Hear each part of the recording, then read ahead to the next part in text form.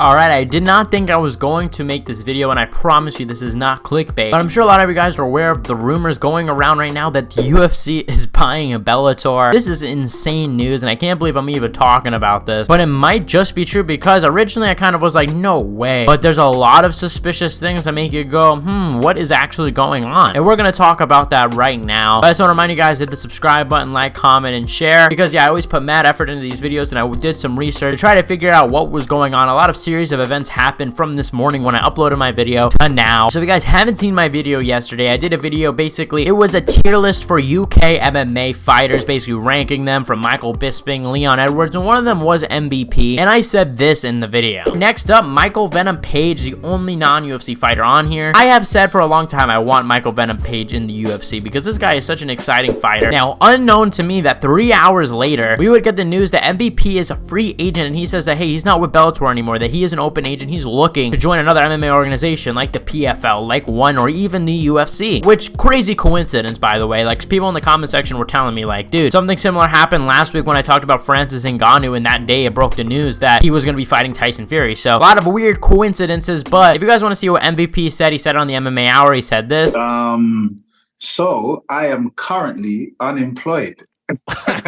Congratulations. What does that mean? Basically, I saw Jack Walter's video and I saw he wanted me to be in the UFC, so I decided, hey, I'll join the UFC.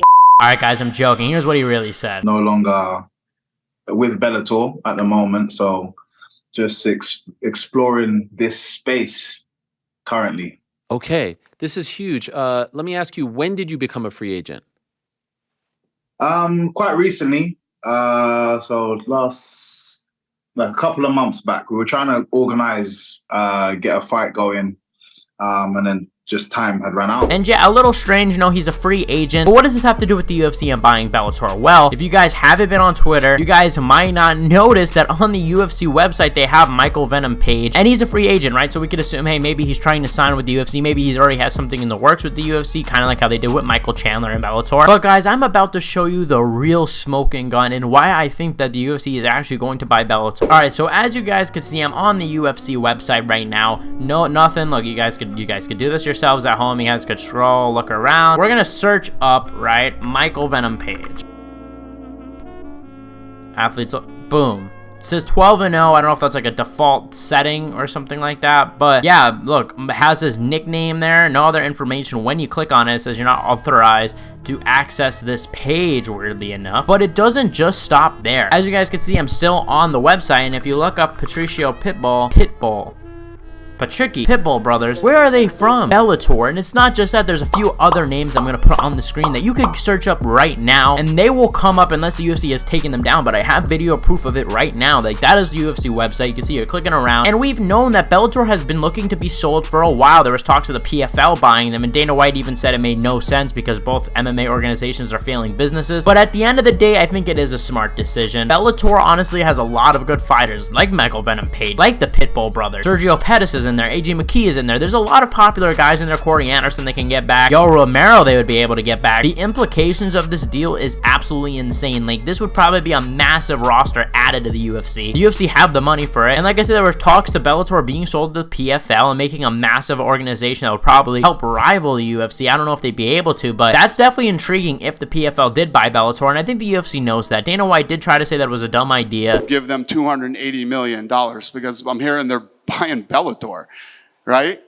So you're an organization that's burning cash, have no ratings and selling no tickets, and you're going to raise $280 million to buy a company that's burning cash, sells no tickets, and does no ratings. It sounds fucking absolutely genius to me. But at the end of the day, Dana White is a smart guy. He knows that it is a good idea, right? Because I think a lot of people would be interested in seeing Bellator and PFL under one roof, and that roster is a pretty stacked roster if you mix them both. But if the UFC buys Bellator, we're added with a lot more matchups, old UFC fighters coming back, as well as brand new prospects that we've always wanted to see at the top of the division. Like, we could see AJ McKee versus Alexander Volkanovski, even though that fight's kind of died down now that AJ McKee has lost. But still, you know, the Pitbull brothers are there. How would they do against the top lightweights? Like, think about it, someone had to manually put this in. Like, this to me is a pretty clear smoking gun that something is in the works, and at the very least they're signing these guys or they have some sort of trade going on. Who knows? Like, there could be a scenario where they're currently trading with Bellator. There hasn't really been any other reports on it, and some of you guys might counter this and say, hey Jack, maybe it was just an accident, maybe someone accidentally put it in there. Which, first of all, how do you accidentally put in the nicknames and the actual names of Bellator fighters that are not even in the UFC, let alone ever been in the UFC? Like, how do you put that on the website, on the roster? But let's just say that it was an accident, right? Let's look at yesterday. You know, if you guys weren't aware, there was an accident from the UFC. Yesterday, the UFC posted something like 2 title fights on UFC 291, basically implying that Jan Blachowicz versus Alex Pereira would be for the vacant light heavyweight title. And within an hour, the UFC said, hey, it was a typo, it was an accident, my bad. Do you really think that they wouldn't have come out and said, hey, we're not associating with those Bellator fighters? Like, if this was a mistake, we would know by now. So I think it's clear to me that there's something going on. Now, does this mean they bought Bellator, guys? I'm gonna go out on a limb and say yeah. And honestly, this is great news. I'm really happy about this news. It freshens up the UFC. I just don't think it's a coincidence that Bellator is being bought and then they simultaneously trade away their biggest stars. I mean, maybe they could. Like, maybe this is just a way for them to make extra money if they trade or something like that. But the last time we saw a trade was Ben Askren for Demetrius Johnson. We all know what happened. Obviously, Ben Askren came over and kind of shit himself there. Really didn't perform so good, but did help Masvidal become a massive star. So it really did win for them at the end. And obviously, one championship, won massively with that DJ deal. So we know that the UFC is prone to trades, but honestly, guys, they might have just bought Bellator, and I'd be happy about that. But at the same time, I could see this just being a trade, because if you look at other fighters, they don't really pop up. It's only like 5 or 6 fighters. So, man, even a trade like that, I mean, there is a scenario where maybe Bellator says, hey, you know, these guys aren't really going to up the price tag so much, which maybe I don't necessarily agree with, but maybe they think that and they're like, hey, it's probably better if we just, you know, trade the UFC some of their guys, some bigger names, if you will, so then they could help sell Bellator. Maybe it's like a winner, and I don't know, anything could happen. And for the rest of this video, I want to talk about, you know, some of the matchups that can be made. Like, first of all, let's talk about AJ McKee. Now, he would be competing in the featherweight and lightweight division. I'd assume probably featherweight, and I would assume, you know, you got to really put him up against a top guy. That's what everybody wants to see. They don't want to, you know, it would make no sense to have AJ McKee fight like an unranked guy. I mean, I wouldn't mind, you know, an AJ McKee versus Yair Rodriguez, and I think for the Pitbull brothers, you got to put them at the top. Like, dude, for real. And those guys are tough dudes. Like, I could honestly see them giving guys like Islam Makhachev problems. Very good on the ground. And also, Michael Venom Page is probably one of the best ones that I'm excited about. He would be in the welterweight division, and I say, yo, give him a top 5 guy. Let him have, you know, maybe an introduction fight, a title eliminator fight, and then a title fight if he wins all of those. Maybe you have him against like a Jack Della Maddalena, or maybe like a Jeff Neal, or Gilbert Burns would be a good option. You know, Gilbert Burns is coming off of a loss to Bilal Muhammad, probably isn't into the title picture anytime soon. That would be a fun matchup. If Michael Venom Page beats Gilbert Burns, which that's a tough matchup for him if I'm going to be honest, but if he manages to beat him, maybe give him a guy like the loser of Colby Covington versus Leon Edwards, or even give him Kamaru Usman. I mean, who knows? All these options are viable. I just think that this is a really good thing for the UFC. I think it really freshens it up, and I don't know, man. I don't know.